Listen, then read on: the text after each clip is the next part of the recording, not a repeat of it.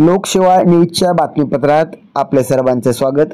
आजची सर्वात मोठी बातमी, विशालगडजवळील गजापूर व मुस्लिमवाडी येथील धार्मिक स्थळ व मुस्लिम वस्तीवर झालेल्या भ्याड हल्ल्याचा निषेध करत कळंब तालुक्यातील एरमाळा गावात मंडल अधिकाऱ्यास निवेदन देऊन जाहीर निषेध नोंदवण्यात आला।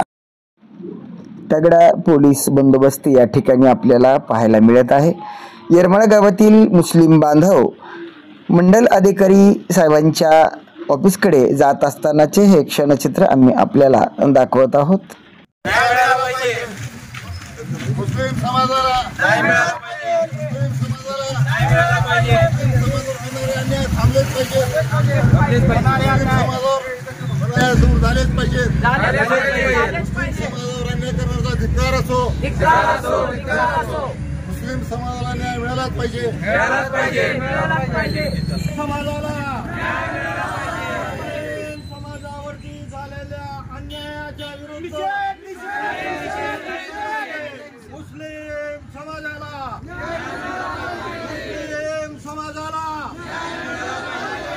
अन्यायाविरुद्ध कठोर कारवाई मुस्लिम समाजाला।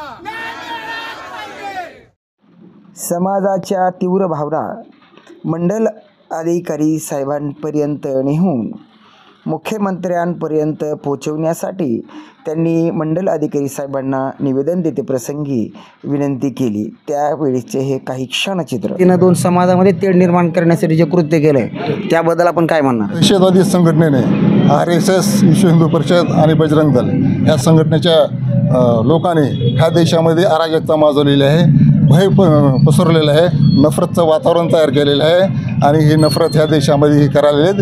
ह्यांना सूट दिली नाही पाहिजे। ह्यांना सूट दिल्यामुळं आज विशालगडमध्ये गजापूरमध्ये तिथं मुस्लिम समाजाची एक वस्ती आहे, त्या वस्तीवर कुणीही अतिक्रम केलेलं नाही, काय नाही। ती वस्ती स्वतंत्र असताना त्या अतिक्रमणाचं नाव घेऊन मुस्लिम समाजाला मारहाण केलेली आहे, मस्जिदमध्ये जाऊन नासधूस केलेली आहे, मस्जिद तोडफोड केलेली आहे आणि आमच्या पवित्र कुराण शरीफच्या प्रती फाडून टाकलेल्या आहेत।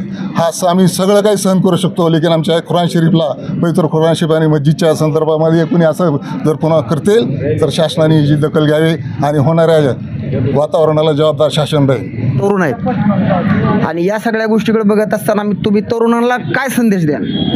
तरुणांना एकच संदेश आहे की अशी जी एकजुटता दाखवावी आणि समाजकार्यामध्ये पुढे पुढे यावं, कोणाच्या पाठीमागे न लागता, कुठल्या पक्षाच्या, कुठल्या जातीवादी रंगाशी न मिळता समाजासाठी काहीतरी कार्य करावं, एक व्हावं। आम्ही दाद मागायची कुणाला, कारण का आमचे जे होम मिनिस्टर म्हणतात ते गेम मिनिस्टर झालेत, कारण का त्यांच्या पुढे गेमशिवाय काहीच नाही। सामान्य ज्या पत्रकारांनी प्रश्न विचारला तर ते म्हणजे हिरवी चादर एकदा जनतेने निवडून दिल्यानंतर कुठल्याही राजकीय पुढाऱ्याला त्याला सगळी जनता समान असते किंवा एक जाती धर्माचा नसतो तो, पण ह्या होम मिनिस्टरला असं वाटत नाही की हिरवी चादर, भगवी चादर, पिवळी चादर यांनी अशी वाक्य वापरू नये, ह्याचा मी जाहीर निषेध करतो। पहिली गोष्ट त्याने सुकून राहणारी माणसाला रस्त्यावर यावं लागतंय, तर हे असं पूर्ण घडू नये म्हणून तुम्ही सरकारला काय संदेश द्याल?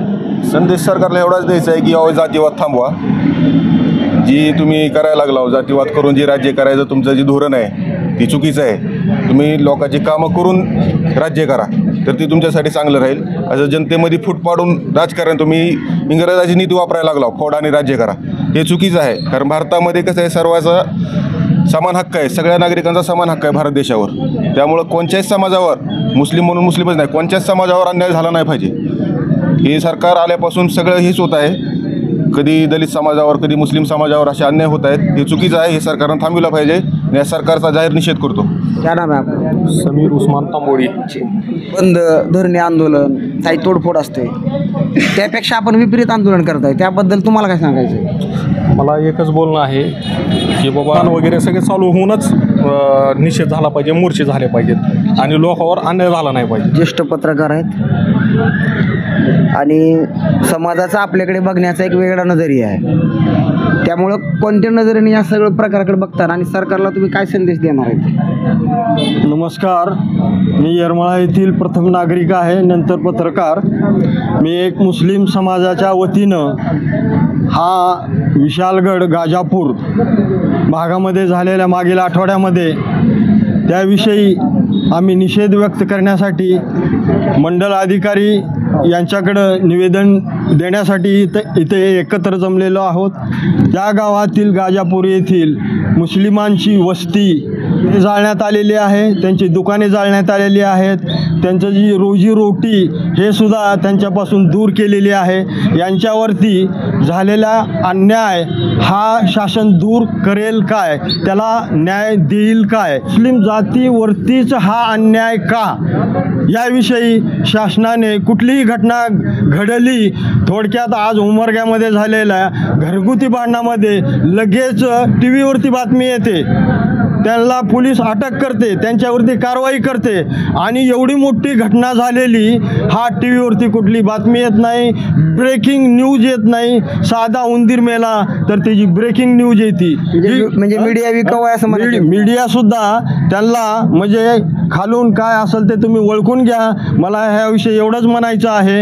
आमचं नुकसान झालंय त्यांच्याबद्दल काय सांगणार आहे? नुकसान भरपाईबद्दल काय बोललेत का? नुकसान भरपाई ये शासन उसका पंचनामा करेगी, वो हिसाब से आज तक तो कोई गया नहीं वहाँ पर.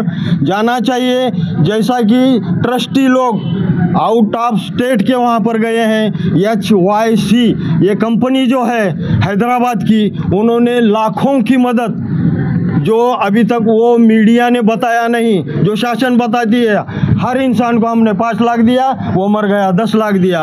अरे यहाँ घर जल गए, उसका क्या किया, उसके लिए आज तक क्या किया? उनसे पहले HYC जो कंपनी है उन्होंने इतना अपने जो नहीं बताना चाहते थे वो बता कर दिए कि भाई हमने भी शासन से पहले जो काम किया है वो शासन को ध्यान में लेते हुए ये बहुत ज़रूरी है. बस अन्याय के ऊपर इसके ऊपर कार्रवाई. फुले शाहू आंबेडकरांचा महाराष्ट्र आहे. या महाराष्ट्रामध्ये सर्व जाती धर्मांना सलोख्याची वागणूक मिळते. सर्व समाज बांधव एक जीवाने राहतात, परंतु काही धर्मांध शक्ती राजकारणासाठी या सगळ्या गोष्टी करून समाजात तेढ निर्माण करून या गोष्टी करू पाहत आहेत. तर सर्व मुस्लिम बांधवांनी या सगळ्या गोष्टी होणार नाहीत म्हणून सर्व समाज बांधवाला आपले आपले धंदे सगळे सांभाळून शांततेच्या मार्गाने हा निषेध करून त्यांच्या व्यथा त्यांनी सरकारपर्यंत पोहोचवलेला आहे. निश्चितच सरकार अशा धर्मांध शक्तीला आळा घालून कुठेतरी समाजाला न्याय देण्याचा त्यांनी प्रयत्न करावा असं आम्ही या लोकसेवा न्यूज चॅनलच्या माध्यमातून आपल्या समोर ठेवत आहोत. इस वीडियो को लाइक करें, हमारे चैनल को सब्सक्राइब कर बेल आइकन जरूर प्रेस करें